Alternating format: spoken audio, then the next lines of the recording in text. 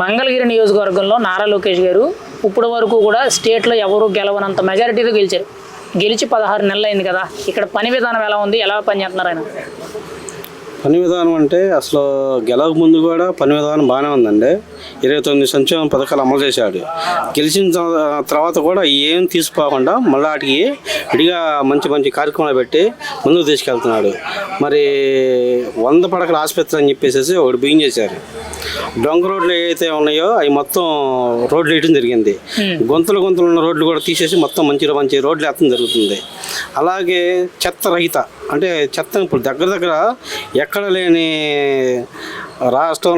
రాష్ట్రంలోనే మొత్తం చెత్త ఈ కాన్స్టిట్యున్సీలో మొత్తం తీసేసి శుభ్రం చేసేసి ఇప్పుడు ఆదర్శంగా నిలిచింది ఇక్కడ.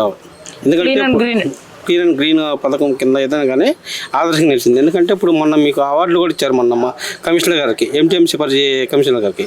అలాగే మన రాష్ట్రంలో 4 కాన్స్టిట్యున్సీకి అవార్డులు వచ్చినాయి. దానిలో మన మంగళగిరి ఎంటీఎంసీ పరిధి ఉండటం కూడా నారా లోకేష్ గారి గొప్పతనం మేము భావిస్తున్నాము. మరి నారా లోకేష్ గారు ఇక్కడికి వచ్చిన తర్వాత జరిగినాయి చాలా వరకు చెప్తున్నారు. ఆయన మంత్రిగా ఉన్నారు, ఒకవైపు విద్యాశాఖ, ఇంకో ప్లస్ ఐటీ శాఖ మంత్రి, పరిశ్రమలు తీసుకురావడానికి.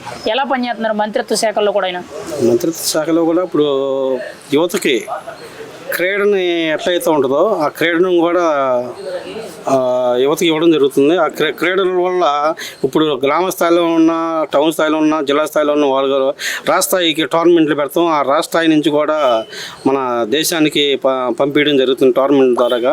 అలాగే క్రీడని ప్రోత్సహించడం ద్వారా కూడా బాగానే ఉంది.